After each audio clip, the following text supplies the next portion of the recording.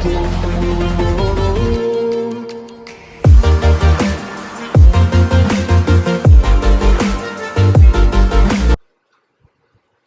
Student, स्वागत है आपका एक नए लेसन में। तो पिछले लेसन में हमने बात की थी अबाउट डाइल्यूशन एंड पीएच, और इस लेसन में हम बात करने वाले हैं about importance of pH in everyday life and about salts. मेरा नाम है प्रशांत और आप देख रहे हैं शिक्षा ट्यूब। तो चलिए शुरू करते हैं। शुरुआत करते हैं हम importance of pH in everyday life से। तो पीएच जो हमारी बॉडी का होता है वो 7 to 7.8 होता है, और बाकी लिविंग ऑर्गेनिजम्स का भी इसी रेंज के बीच में लाई करता है। और जब रेन वाटर का पीएच लेवल जो है वो 5.6 से कम हो तो उसे कहा जाता है एसिड रेन। और एसिड रेन के बाद एक्वेटिक एनिमल्स का जो सर्वाइवल होता है बहुत मुश्किल हो जाता है, क्योंकि वो इस पीएच रेंज के साथ एडजस्ट नहीं कर पाते वाटर बॉडीज में। जैसा कि हमें पता है कि हमारे डाइजेशन के लिए HCl बनाती है हमारी बॉडी, और HCl ही हमारे स्टमक में डाइजेस्ट करता है फूड को। जब इस एसिड का प्रोडक्शन हमारी बॉडी में बढ़ जाता है तो उस कंडीशन को हम कहते हैं इंडाइजेशन। और इंडाइजेशन को क्योर करने के लिए एक बेस का यूज़ करते हैं हम, यूजुअली मिल्क ऑफ मैग्नीशिया का यूज़ करते हैं, यानी कि मैग्नीशियम हाइड्रोक्साइड का, जिससे कि हमारा जो स्टमक का एसिडिटी लेवल होता है वो कम हो जाता है और हमारी एसिडिटी की प्रॉब्लम जो है या इंडाइजेशन की प्रॉब्लम जो है वो ठीक हो जाती है। हमारे माउथ का भी एक पर्टिकुलर पीएच लेवल होता है। जब भी हमारे माउथ में पीएच लेवल जो है वो 5.5 से कम हो जाता है तो हमारे जो दांत है वो सड़ने शुरू हो जाते हैं, यानी कि टूथ डीके शुरू हो जाता है। और ये यूजुअली उनके साथ होता है जो कार्बोनेटेड ड्रिंक्स ज़्यादा लेते हैं, यानी कि जो सॉफ्ट ड्रिंक्स बहुत लेते हैं उनके साथ ये ज़्यादा होता है, क्योंकि सॉफ्ट ड्रिंक्स पीने से और एज अ रिजल्ट हमारे माउथ में जो है वो पीएच बहुत कम हो जाता है, और पीएच के कम होने से टूथ डीके शुरू हो जाता है। अब हम बात करते हैं सॉल्ट्स की, और सॉल्ट्स की बात जब हम करेंगे तो सबसे पहले हम बात करेंगे कॉमन सॉल्ट की। कॉमन सॉल्ट होता है NaCl, यानी कि सोडियम क्लोराइड।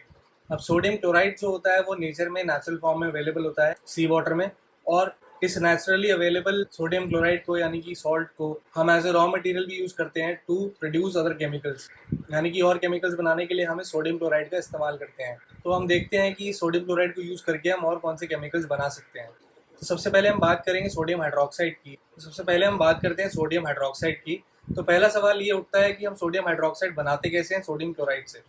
तो जब भी हम सोडियम क्लोराइड के एक्वस सॉल्यूशन से इलेक्ट्रिसिटी को पास करेंगे तो हमें सोडियम हाइड्रोक्साइड मिलेगा, हाइड्रोजन गैस मिलेगी और क्लोरीन गैस मिलेगी। इस प्रोसेस को हम क्लोरो अल्कली प्रोसेस भी बोलते हैं, because of the chlorine gas that is formed in this reaction. अब हम बात करते हैं some uses of sodium hydroxide solution. तो ये ज़्यादातर इस्तेमाल होता है मेटल्स की डिक्रीजिंग करने के लिए, और इसका इस्तेमाल पेपर मेकिंग में भी किया जाता है और आर्टिफिशियल फाइबर बनाने में भी किया जाता है। नेक्स्ट हम बात करते हैं ब्लीचिंग पाउडर की। तो ब्लीचिंग पाउडर का जो केमिकल फॉर्मूला होता है वो होता है CaOCl2। तो अब सवाल ये है कि ये ब्लीचिंग पाउडर बनता कैसे है। तो जो क्लोरीन गैस हमें मिलती है पहले रिएक्शन में, यानी कि सोडियम हाइड्रोक्साइड के फॉर्मेशन में जो क्लोरीन गैस हमें मिलती है, उस क्लोरीन का रिएक्शन हम कैल्शियम हाइड्रोक्साइड से करते हैं, जिससे कि हमें ब्लीचिंग पाउडर मिलता है और वाटर मिलता है एज अ प्रोडक्ट। अब हम बात करते हैं ब्लीचिंग पाउडर के कुछ यूजेस की। इसका पहला यूज जो होता है मेनली फैब्रिक्स को ब्लीच करने के लिए होता है, यानी कि किसी भी फैब्रिक जैसे कि लिनन है और कॉटन है, इनको ब्लीच करने के लिए इसका इस्तेमाल किया जाता है। दूसरा इसका मेन यूज जो है वो है to make drinking water free from germs, यानी कि ये पीने के पानी में से जर्म्स को खत्म करता है। नेक्स्ट हम बात करते हैं बेकिंग सोडा की। बेकिंग सोडा का केमिकल फॉर्मूला होता है NaHCO3, यानी कि सोडियम बाइकार्बोनेट और सोडियम हाइड्रोजन कार्बोनेट। तो अब बात करते हैं कि ये फॉर्म कैसे होता है, यानी कि ये बनता कैसे है। तो जब भी हम सोडियम क्लोराइड के एक्वस सॉल्यूशन को कार्बन डाइऑक्साइड और अमोनिया से रिएक्ट कराएंगे तो हमें ऐसा प्रोडक्ट मिलेगा अमोनियम क्लोराइड और NaHCO3, यानी कि सोडियम बाइकार्बोनेट, यानी कि हमारा बेकिंग सोडा। अब बेकिंग सोडा जैसे कि हम नाम से ही समझ पा रहे हैं कि बेकिंग सोडा खाने में इस्तेमाल होता है, खाने को फ्लफी बनाने के लिए होता है, केक्स में इसका बहुत इस्तेमाल किया जाता है। अब केक्स में इसका इस्तेमाल क्यों करते हैं वो एक रिएक्शन से समझेंगे। अब हमारी स्क्रीन पे एक रिएक्शन दी, तो हम जब भी बेकिंग सोडा को यानी कि सोडियम हाइड्रोजन कार्बोनेट को किसी भी एडिबल एसिड के साथ, यानी कि किसी ऐसे एसिड के साथ जिसका कंजम्पशन किया जा सके, उसके साथ मिक्स करते हैं तो इस रिएक्शन में CO2 प्रोड्यूस होता है। ये CO2 जो है ये किसी भी सब्सटेंस को या किसी भी खाने की चीज़ को फ्लफी बनाता है, यानी कि केक्स में जब हम इसका यूज़ करते हैं तो उसको फ्लफी बनाता है ये CO2। अब सोडियम हाइड्रोजन कार्बोनेट का एक और इम्पॉर्टेंट यूज़ ये है कि ये एंटासिड्स में यूज़ होता है, यानी कि वो सोल्यूशन या वो सब्सटेंस जो कि हमारे स्टमक के एसिड को न्यूट्रलाइज करने में हेल्प करता है। तो अब हम बात करेंगे एक इम्पॉर्टेंट केमिकल की जो कि है वॉशिंग सोडा। तो वॉशिंग सोडा जो होता है उसका केमिकल फॉर्मूला होता है Na2CO3.10H2O। तो समझते हैं ये .10H2O का मतलब क्या है। ये जो .10H2O होता है ये होता है वाटर ऑफ क्रिस्टलाइजेशन, यानी कि हम ये कह सकते हैं कि सोडियम कार्बोनेट के एक मॉलिक्यूल में इतना वाटर ऑफ क्रिस्टलाइजेशन होगा, यानी कि 10H2O वाटर ऑफ क्रिस्टलाइजेशन उसमें होगा। तो इसको बनाने के लिए सबसे पहले तो सोडियम बाइकार्बोनेट को जब हम हीट करते हैं तो हमें Na2CO3 मिलता है और वाटर और कार्बन डाइऑक्साइड का फॉर्मेशन होता है इसमें। और जब हम इस सोडियम कार्बोनेट को 10H2O के साथ यानी कि उसमें वाटर ऑफ क्रिस्टलाइजेशन ऐड करते हैं तो हमें मिलता है Na2CO3.10H2O, यानी कि sodium carbonate with 10 molecules of water of crystallization. तो हम इसको बोलेंगे वॉशिंग सोडा, और इस प्रोसेस को हम रिक्रिस्टलाइजेशन प्रोसेस भी बोलते हैं। अब हम बात करते हैं वॉशिंग सोडा के कुछ यूजेस की। इसका जो मेन यूज़ है वो ये होता है कि ये हार्डनेस रिमूव करता है वाटर की, यानी कि जो वाटर में परमानेंट हार्डनेस होती है वो रिमूव करता है। ये इसका सबसे इम्पॉर्टेंट यूज़ है।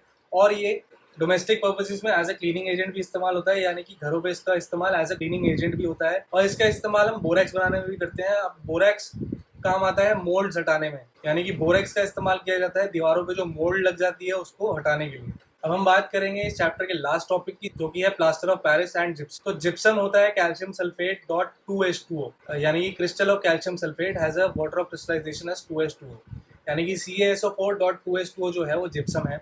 और जब भी हम इसको हीट करेंगे एट 373 केल्विन्स, यानी कि 100 डिग्री सेल्सियस पे जब भी इसको हम हीट करेंगे तो हमें मिलेगा CaSO4.12H2O, यानी कि कैल्शियम सल्फेट के इस क्रिस्टल में ½ H2O as a water of crystallization होता है। तो इसे हम बोलेंगे प्लास्टर ऑफ पेरिस।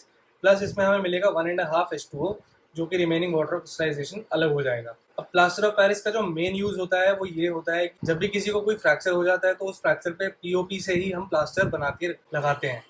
तो इसी के साथ हमने वीडियो और लेसन खत्म कर लिया है। अब आने वाले वीडियो में हम बात करेंगे कुछ इंटेक्स क्वेश्चंस के बारे में और बैक क्वेश्चंस के बारे में। तो अगर आपको ये वीडियो हेल्पफुल लगी हो तो लाइक ज़रूर कीजिएगा और अपने दोस्तों और क्लासमेट्स में शेयर ज़रूर कीजिएगा और हमारे चैनल को सब्सक्राइब ज़रूर कीजिएगा ताकि आप लोगों को ऐसे ही लेसन डेली मिलते रहें।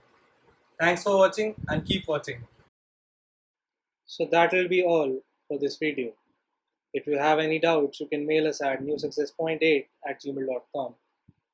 And do not forget to like, share, and subscribe. Also, hit the bell icon for other lessons. Thank you.